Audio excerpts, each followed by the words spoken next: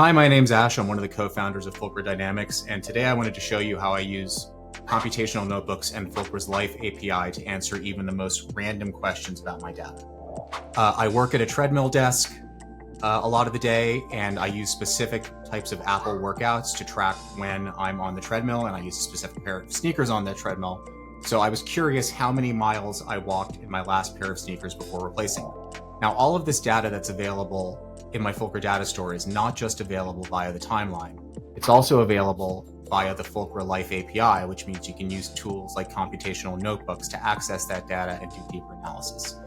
This is Google Colab. I've already gone through the steps where I install the Fulcra API Python module and authorize myself to my Fulcra data store. This block here will retrieve all of my Apple workouts between specified dates. The first date is the date that I bought my last pair, or that my last pair of sneakers was delivered, and this date is when my new pair of sneakers was delivered. So between these two dates is when I used those sneakers. I'm going to retrieve that data now, and it's worth noting that I am not a coder.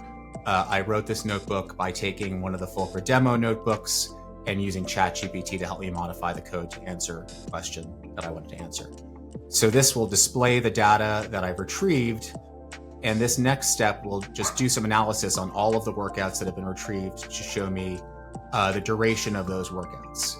This final step here is going to select just two types of workouts and sum the distance of those two types of workouts. These are the two types of workouts I use in the treadmill. So when I run this, it tells me that the total distance that I walked in my last pair of treadmill sneakers was 377 miles.